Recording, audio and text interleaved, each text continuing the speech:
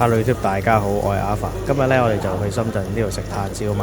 Banana domo chico chico, big falls, kata caverlo vigo vigo, nundo, bitumawana triple triple, kono, lungos e mi fiat, kala caverlo piag。咁我哋今日咧就嚟深圳羅湖區呢度食呢一個北川韓式活鰻烤肉嘅朝鮮料理嘅。詳細地址咧，其實我都唔係話太記得啦，因為呢條片咧我都拍咗好耐，但係咧就一路都未剪。咁而家咧就重新同大家一齊分享下啦。咁呢個咧就係佢哋嘅餐牌啦。其實佢哋最抵食咧就係呢個鰻魚雙人餐嘅。咁但係咧我哋今次嚟咧就淨係想食鰻魚啫，所以我哋咧就冇嗌到套餐，淨係嗌咗全條嘅鰻魚，咁就198蚊嘅，另外再加咗一份肉，咁就係咁多啦。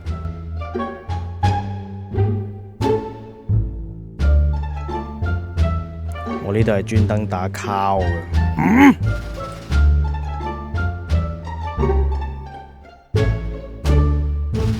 咁呢個服務幾好啦，佢有把風扇仔俾你吹下。大家都知道咧，大陸嘅冷氣真係唔係好凍嘅啫。另外咧就係嗌任何嘢咧，佢都會送個南瓜湯俾你飲下先嘅。咁話咁快個主菜就到啦，就係全條鰻魚啦。咁佢咧就連埋個頭咧拎埋上嚟嘅，個店員仲要撩兩撩話俾我知佢好新鮮。我望到隻鰻魚都覺得佢係唔知道自己已經係死咗噶啦，而我就流晒口水。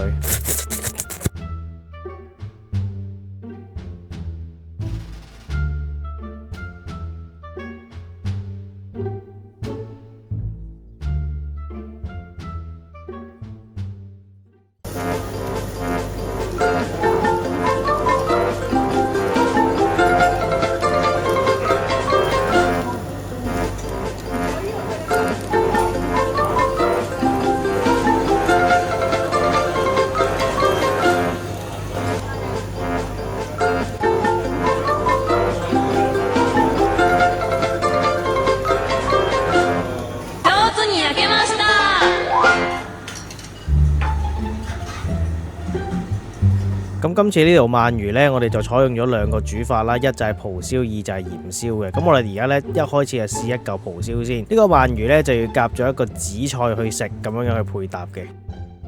一啖咬落去嘅時候呢，呢個鰻魚呢就係爽口彈牙嘅，你 feel 到咧呢個鰻魚付出去嘅生命係值得嘅，係非常之好食。紫菜同埋鰻魚係好配合，呢一嚿鰻魚係非常之厚，好似嗰啲厚切鰻魚壽司咁樣嘅。咁佢呢一個呢係蒲燒味啦，咁佢啲蒲燒汁呢同嗰個鰻魚嘅配搭呢係非常之適合嘅，佢唔會話太鹹，亦都唔會話搶咗鰻魚嘅鰻魚味嘅。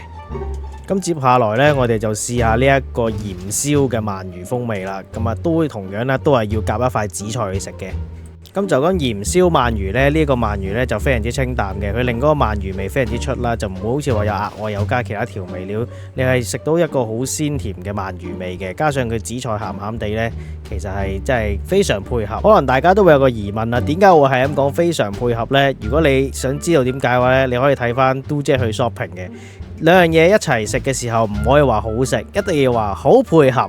接下來嘅影片就係咁食。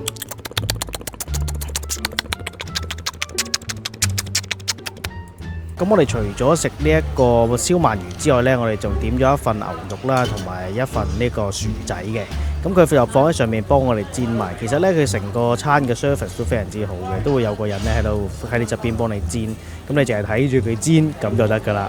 煎好之後呢，佢就會幫你分好啦。咁你其實呢，下一個步驟就係拎一筷子夾落去食，咁就 OK 嘅啦。佢爭咗一步未做就係餵埋你入口。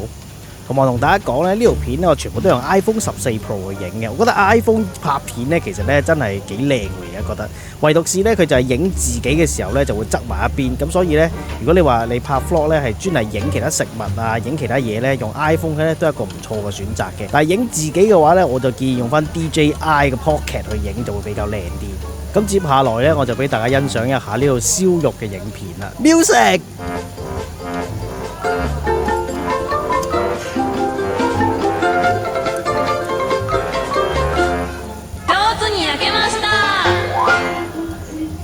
咁總括嚟講呢，呢一間活鰻烤肉嘅韓國料理呢，我個人覺得呢非常之好食嘅。10分嚟講呢，我都其實俾9.5噶啦，都冇咩好挑剔噶啦。除咗嗰個環境佢冷氣可以大翻少少之外呢，其他嘢我都覺得係 perfect 嘅。咁呢嗰個地址呢，我遲啲呢就會揾翻啦，跟住放翻喺條片下邊嘅 description 話俾大家聽嘅。中意睇我影片嘅朋友記得 like、share、subscribe 我嘅 channel 啦。拜拜。